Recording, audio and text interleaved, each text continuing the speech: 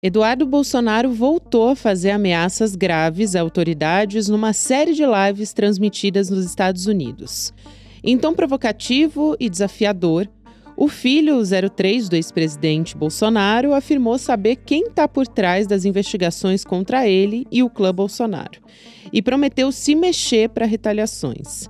O Eduardo citou nominalmente o delegado da Polícia Federal, Fábio Chor, e disse que o ministro Alexandre de Moraes precisa ser tirado do STF. Para ele, a guerra não acabou e o embate com as instituições só está começando. As declarações geraram uma resposta imediata da Polícia Federal, que classificou as falas como intimidatórias e anunciou que elas vão ser incluídas no inquérito. O Supremo reagiu também com medidas rigorosas, bloqueando bens, contas e ativos do Eduardo Bolsonaro. Ele continua nos Estados Unidos, articulando sanções contra ministros do STF junto às autoridades de lá. E a tensão sem precedentes entre executivo e judiciário segue elevada. A questão é até onde essas ameaças de Eduardo Bolsonaro podem chegar. Quarta-feira, 23 de julho de 2025.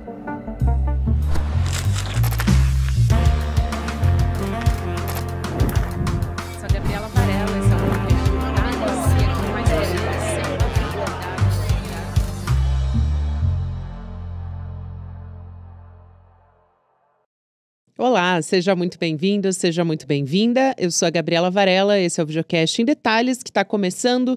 E aqui a gente sempre debate uma temática, uma notícia importante do momento. Hoje eu vou conversar com o nosso jornalista aqui do ICL Notícias, o Igor Melo. Igor, que bom falar contigo mais uma vez, seja muito bem-vindo.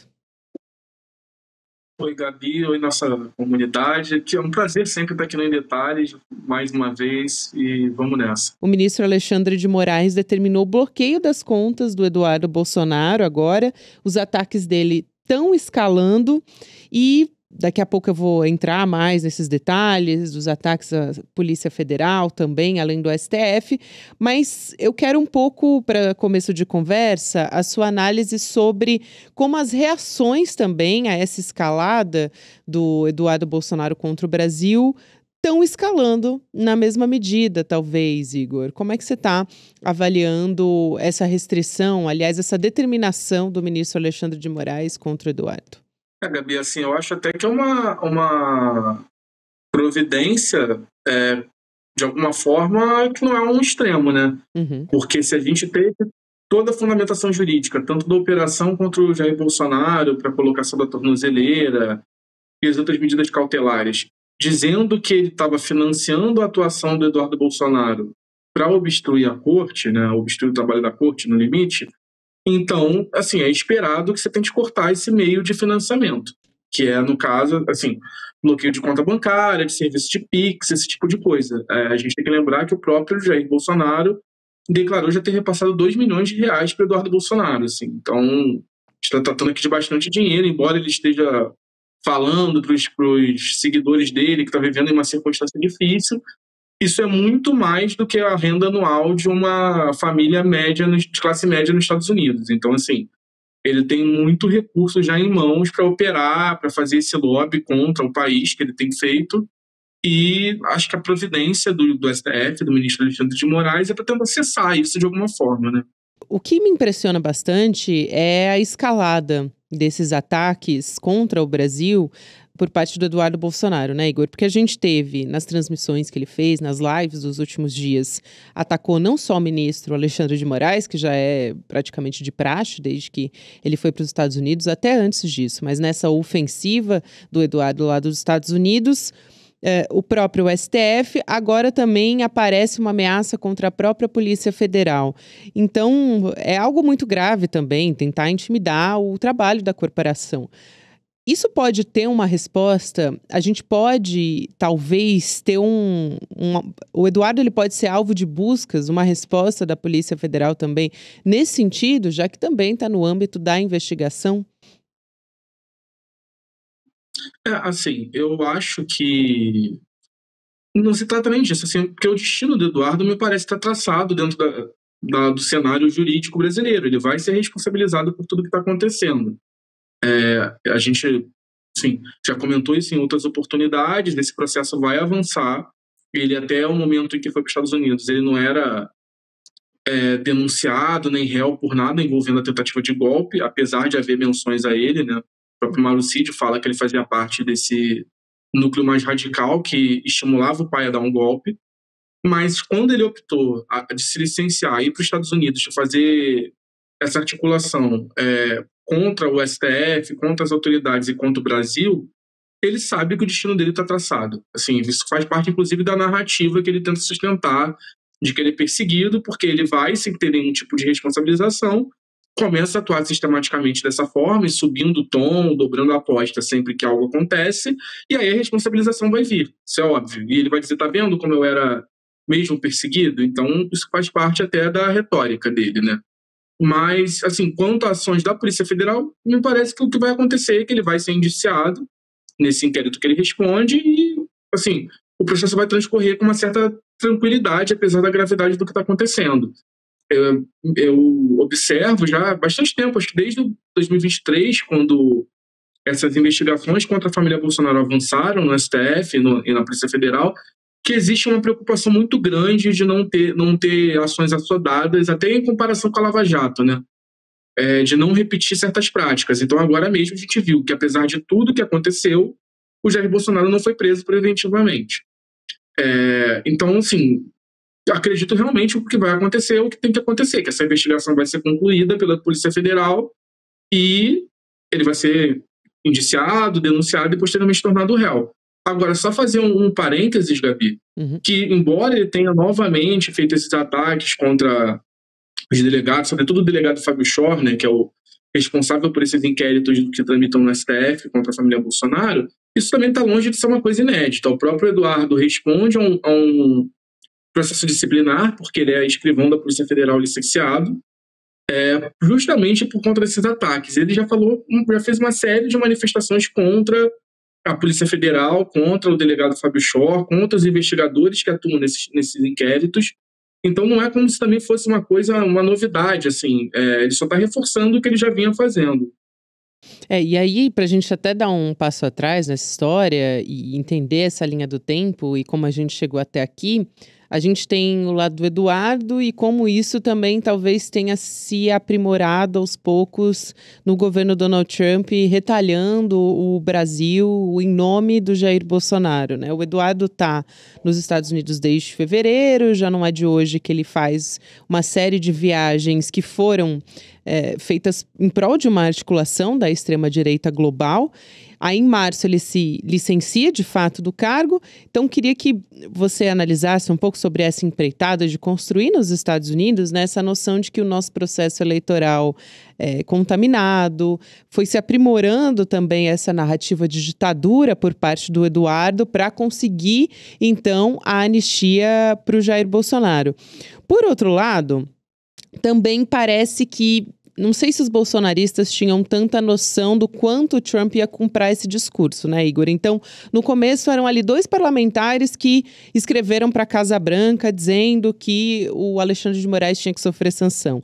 Aí depois um congressista, na presença do Marco Rubio, o secretário de Estado dos Estados Unidos, estava ali ouvindo também a mesma coisa, que deveria ser aplicada a sanção contra o Alexandre de Moraes. Foi uma escalada até chegar a esse anúncio de fato do Donald Trump, né? E o Eduardo, então, entra nessa dança defendendo sanções contra o próprio Brasil, taxação de 50%, enfim, contra o povo brasileiro, no caso, né? Em nome de interesses políticos pessoais. Gabi, eu acho que a gente tem que separar 2 pontos aí. Um é reconhecer essa articulação que o Eduardo Bolsonaro fez. Assim, já de muitos anos, desde que o pai se tornou presidente em 2019, na divisão das tarefas dentro da família, o Eduardo faz esse papel meio de embaixador junto aos movimentos de extrema-direita. Então, atuando junto ao movimento MAGA e ao Steve Bannon nos Estados Unidos, na Hungria, aqui na América Latina também, por exemplo, junto ao Milei. Enfim, ele tem feito isso sistematicamente. Agora, a gente também não pode superestimar o papel que ele, o Paulo Figueiredo e outros brasileiros envolvidos nessa conspiração tiveram para efetivamente o que aconteceu. Se a gente voltar a lembrar, em nenhum momento eles pediram explicitamente por tarifas ao Brasil. Eles pediam Exato. sanções ao ministro Alexandre de Moraes, né? Evocavam lá a lei Magnitsky, que prevê esse tipo de punição. Eu lembro até que, se não me engano, da última vez que a gente comentou, que a gente conversou aqui, que também foi sobre isso, de alguma forma, no dia o Eduardo tinha dado uma entrevista até explicando o plano dele num canal de extrema-direita, dizendo que ele queria uma atuação parecida com o que houve contra os procuradores e juízes do TPI, o Tribunal Penal Internacional, que, por conta do mandado de prisão contra o Benjamin Netanyahu, primeiro-ministro de Israel. Tanto que Então, assim, esses não dois era o que eles estavam pedindo. parlamentares, né, Igor, desculpa te interromper, mas só para acrescentar, justamente corroborar nisso que você está falando, aqueles dois parlamentares que mandam a primeira carta para a Casa Branca também citam a lei Magnitsky, que a gente já dizia, nossa, esse movimento é irrelevante. São dois parlamentares, né, de um grupo muito específico, mais radical, enfim, e aí isso foi escalando, né? Sim, e aí, só retomando, obviamente essa articulação deles teve um papel, inclusive junto a essa base trumpista no Congresso, né? Não é à toa que esses deputados americanos fizeram essa pressão também, mas o que me parece é que o governo Trump, de alguma forma, instrumentalizou essas pressões e essa campanha que a família Bolsonaro vinha fazendo nos Estados Unidos para atuar em prol dos seus interesses geopolíticos.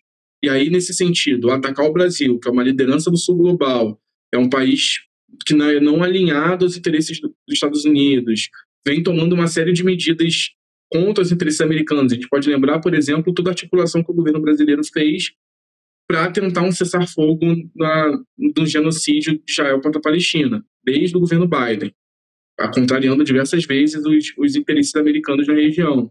Agora tem essa questão dos BRICS também. Então, me parece que eles pegaram mais que o governo Trump e a equipe dele pegaram mais como pretexto do que propriamente ser uma atuação por conta da família Bolsonaro. Agora, na prática, para a nossa realidade política, isso é indiferente, né? Porque o Eduardo Bolsonaro, a família Bolsonaro fizeram, de fato, uma campanha contra o Brasil e os resultados estão aí. E não é à toa que eles estão tendo o ônus político que eles estão tendo. Então, até por isso ele não recua, porque ele sabe que o impacto político está dado e falar, não, peraí, eu vou lutar contra tarifas, eu quero sanção e não tarifa, só vai colocar mais na conta da família Bolsonaro essa responsabilidade pelas tarifas, né? Ele estaria, de alguma forma, tratando como um erro também. Então, assim, eu acho que a gente tem que separar esses dois papéis, mas a responsabilidade política deles é inegável, assim. Com certeza. Eu queria também um pouco da sua análise da situação interna do Trump lá nos Estados Unidos e como isso reflete aqui de alguma maneira. Então, a gente tem um desgaste na base mais radical, no MAGA, por pressão da transparência, no caso dos arquivos do Jeffrey Epstein, que até é um episódio, eu recomendo que as pessoas ouçam com o Jamil Chad, que a gente acabou de fazer. Então, entrando em todos esses meandros, enfim, destrinchando esse caso como um todo. Mas o importante aqui é o quanto isso tem potencial também de afetar de alguma maneira essa articulação do governo dos Estados Unidos, né? Que foi muito catapultado pela figura do Eduardo lá fora, mas que é contra a economia brasileira, contra o nosso judiciário, contra o Brasil de uma maneira geral. Gabi, assim, o Trump, nesse início de governo dele, ele pisou no acelerador para tentar desmontar a democracia americana, né? E não só a democracia americana, quanto a ordem internacional. Então, assim, a gente já teve ataques à ONU, a OMC, a Organização Mundial do Comércio, na prática deixou de funcionar. A gente teve essa semana anúncio de saída da Unesco, enfim, da OMS. É a bandeira principal do Trump na política internacional dele. E só que, ao mesmo tempo que ele está fazendo isso, ele está queimando muito capital político muito rapidamente. E esse episódio que você citou tem uma gravidade especial para ele, porque a base mais radical dele, mais engajada, mas é só mais um caso. E aí a gente tem que entrar um pouco na persona do Trump também, que é alguém, e aí até concorreu ao Oscar um filme sobre ele esse ano, no ano em que a gente ganhou, né, com Ainda Estou Aqui, que trata um pouco, é um filme biográfico, O Aprendiz, que trata meio do início da vida pública do Trump, lá, quando ele ainda era jovem, e tem uma definição bem bacana dos 3 pontos que ele aprendeu como formas de negociação, que é falar primeiro, sempre atacar, como eles falam no filme, e o último seria nunca reconhecer uma derrota.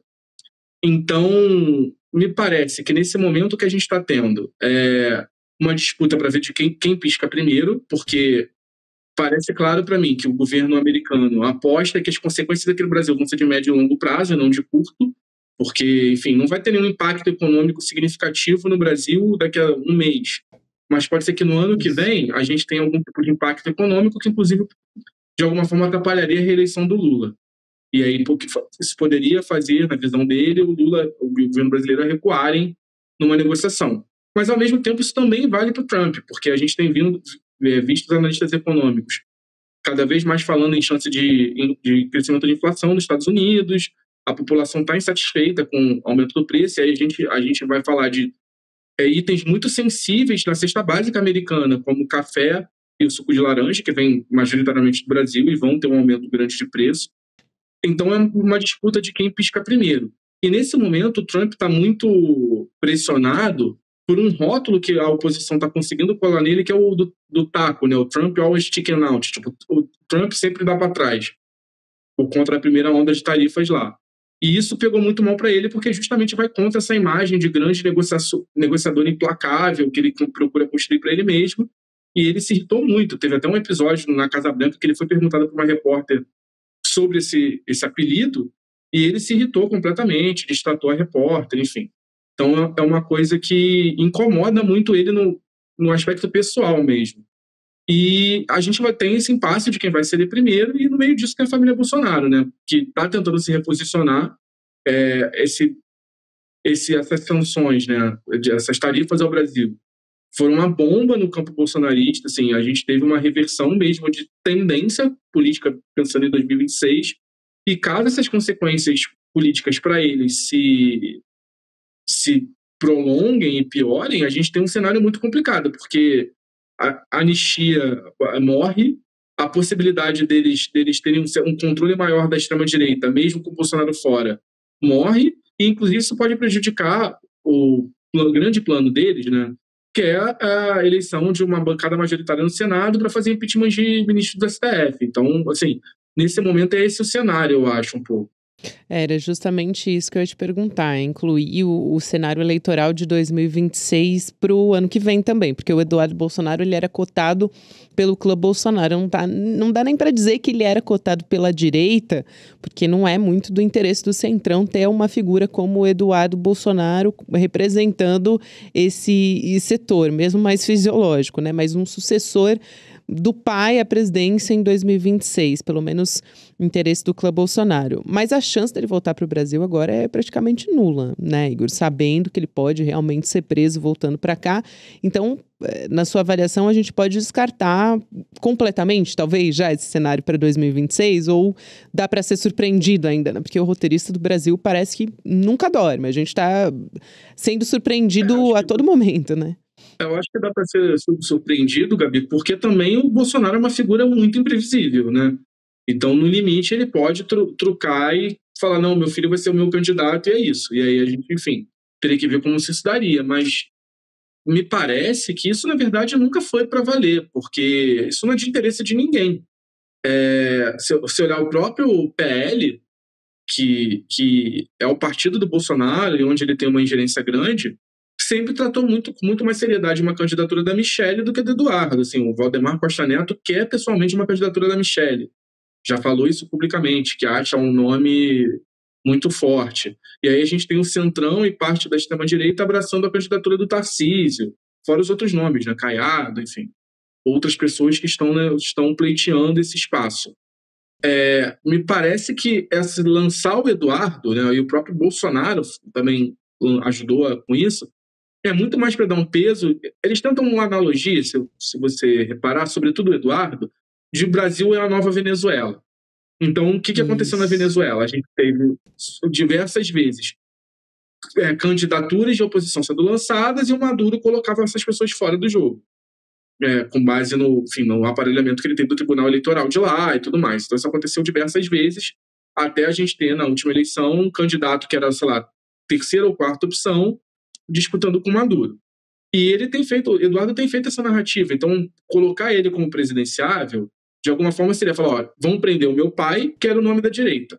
como ele não pode concorrer, eu concorreria e também querem me inviabilizar. Seria essa a história que está sendo montada. Mas não me parece que isso vai emplacar para além dessas franjas mais radicais da extrema-direita, tanto aqui no Brasil quanto nos Estados Unidos, né?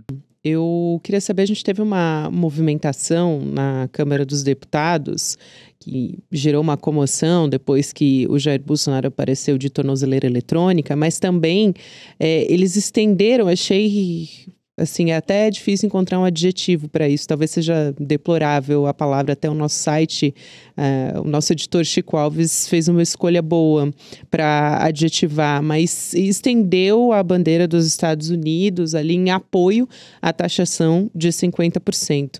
E eu sei que você tem ali fontes parlamentares, enfim, no Congresso Nacional. Eu queria saber como é que está esse alinhamento dos parlamentares da extrema-direita, da direita, do PL, com o Eduardo Bolsonaro, e o quanto isso está sendo articulado em conjunto.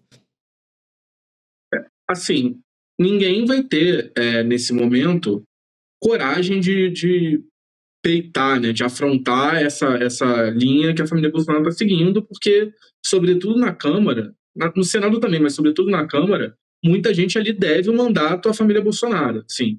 E a gente deve lembrar que a família Bolsonaro é muito eficiente em destruir quem se desalinha. A gente teve N casos aí de políticos que se elegeram em 2018 na esteira da onda Bolsonaro, que de alguma forma romperam com a família e foram não só abandonados, como foram bombardeados ali dentro da militância e não conseguiram se eleger mais para nada. Então, assim, essa galera toda está numa situação bastante complicada, porque, por um lado, eles precisam reafirmar esse alinhamento à família Bolsonaro, mas essa posição tem se tornado cada vez mais impopular. E a gente tem visto isso nas pesquisas, inclusive. Então, isso também, de alguma forma, reduz esse eleitorado potencial que poderia ver como mérito esse alinhamento, né, de defender a família Bolsonaro nesse caso.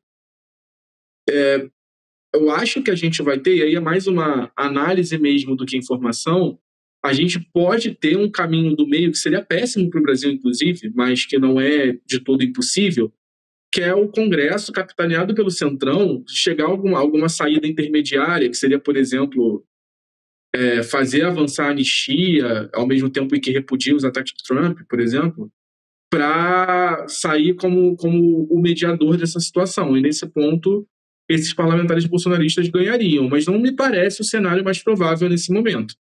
Essa posição tem sido muito difícil de sustentar, né? E dependendo de como esse desgaste continue ao longo dos próximos meses, entre 2026, isso pode prejudicar muito o desempenho dessas forças bolsonaristas na eleição de 2026. A gente tem visto o governo se articular bem, fazer uma campanha de comunicação que tem sido eficiente em surfar nessa onda. A gente viu agora no caso do Pix, por exemplo, que, por ironia, foi o grande desgaste do governo Lula desde o início, né? Daquela questão do vídeo do Nicolas e tudo mais, e agora está surfando na onda de falando o Pix é do Brasil, fazendo campanha de publicidade com isso e tentando, de alguma forma, colocar essa pecha no campo bolsonarista de que é contra os interesses do brasileiro, né? Isso pode pegar, assim, me parece que tem pego, por enquanto. Só para trazer mais detalhes de como foi essa manifestação, vamos dizer assim, bolsonarista na Câmara, foi depois que o Hugo Mota, presidente da Câmara dos Deputados, proibiu que se fizesse reuniões de comissões que tinham o objetivo, no fundo, de apoiar o Jair Bolsonaro contra o STF.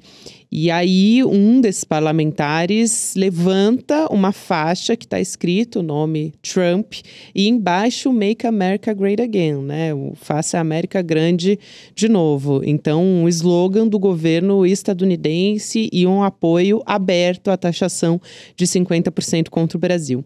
Para a gente fechar, Igor, eu até ouvi o Chico Sá falar e me chamou a atenção ali no ICL Notícias segunda edição algumas vezes sobre esse comportamento do Eduardo, sobre como esses ataques lembram essas ameaças, essas intimidações, as práticas milicianas que a gente conhece. O Eduardo, uma das coisas que ele disse foi: estou disposto a ir até as últimas consequências. Então, O que a gente pode esperar, na sua avaliação, do Eduardo? Até onde ele pode esticar essa corda nesse cenário que a gente tem hoje? Gabi, assim, primeiro eu concordo com o Chico, assim, milícia é minha especialidade, para quem não sabe, eu cobri muito tempo, né, esse tema, então, assim, realmente é um comportamento miliciano, essa coisa de extorsão, né, de alguma forma, uma extorsão política, ou faz o que eu quero, ou me paga o empréstimo que eu quero, ou eu ajo contra você, é a atividade típica da milícia. E agora, assim, certamente na retórica ele vai continuar aprofundando os ataques, assim, porque é isso, não tem o que fazer. Eles estão numa situação, o Trump colocou a família Bolsonaro numa situação irreversível de alguma forma, porque eles têm que apoiar as medidas do governo americano, mesmo que elas gerem um dividendo político negativo para eles. Sim, nesse ponto me parece também que foi uma atitude muito esperta do Donald Trump, porque eles estavam pedindo as sanções pessoais contra os ministros. A partir do momento que ele vai e faz muito mais, ele coloca a família Bolsonaro numa situação de ter que apoiar. E isso, de alguma forma, colabora para essa estratégia de médio e longo prazo no Brasil, né, de ter uma força política relevante apoiando as medidas americanas. Agora, dito isso, eu acho que ele vai chegar ao ponto de, novamente, pedir uma solução contra a democracia brasileira. Por exemplo, uma intervenção americana. Eu não duvido que a gente chegue ao ponto de ele falar abertamente sobre o governo Trump intervir no Brasil. Isso não vai acontecer, obviamente, não tem a menor possibilidade disso acontecer, mas do ponto de vista retórico, me parece uma coisa bastante possível, porque a coisa vai escalar. Assim, o Bolsonaro vai ser condenado, vai ser preso, mesmo que temporariamente, né? Tem aquela discussão de que ele pode acabar indo para uma prisão domiciliar por conta da questão de saúde, mas eu acho bastante possível que ele fique pelo menos algum tempo preso de fato, e ele vai ter que subir de tom, assim. É como aquela fábula do menino e do lobo, né? Tipo, ele tá esse tempo todo gritando que o lobo tá vindo, e o lobo não vem. Quando o lobo de fato vier, a prisão do pai dele vier, então ele vai ter que continuar gritando, e aí vai caber a saber se a sociedade vai acreditar ou não no que ele vai estar falando, mas ele vai escalar, é a única solução que eles têm, né? Porque dentro das regras do jogo, dentro das 4 linhas, como eles gostam de falar, vai todo mundo preso na família, assim, não tem muito o que fazer. Muito obrigada por ter vindo aqui mais uma vez no Em Detalhes, é sempre um prazer conversar contigo e até uma próxima. A gente vai se falar com certeza em breve. Gabi, muito obrigado pelo convite mais uma vez, eu adoro estar aqui falando com você, conversando com o nosso público mais longamente, eu estou às ordens, quando quiser é só chamar que a gente vem aqui. Com certeza, a gente adora te receber também, Igor. Até mais. Quero lembrar você para anotar na sua agenda, no dia 27 de julho, 8 horas da noite, que vai ser domingo agora, para quem está me acompanhando no YouTube. A gente vai ter agora o evento ICL Eterno, que é o nosso evento de maior proporção, talvez, aqui do ICL. Talvez não, com certeza, porque a gente vai anunciar um pacote de novidades. Já sei de uma parte dessas novidades, porque enquanto a gente conversa, o Edu Moreira tem feito novos acordos, aí fechando novos pacotes para apresentar um melhor para a nossa comunidade. Então, a gente vai ter novidade na área do jornalismo, de educação, também no entretenimento. Vem com a gente, deixa o seu e-mail em detalhesicl.com.br que você vai ser avisado quando o evento começar. Vai ser online, é gratuito, todo mundo pode participar. E o nome não é por acaso, ICL Eterno, é porque você vai continuar para sempre junto com a gente, como você vai descobrir no domingo. Agora tem o Mercado Investimentos, na sequência o Rolê ICL, e você pode acompanhar o Em Detalhes todos os dias, em qualquer momento do seu dia. A gente está com episódio novo de segunda a sexta-feira. Até amanhã.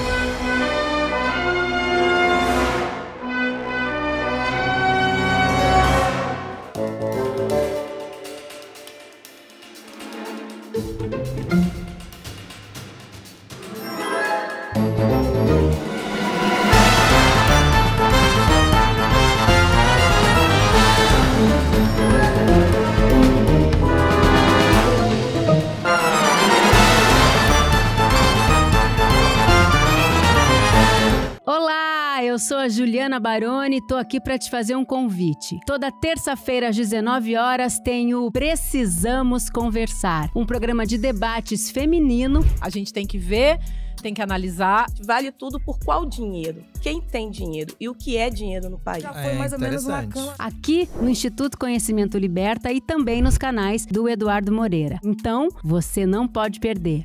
Um beijo, até lá!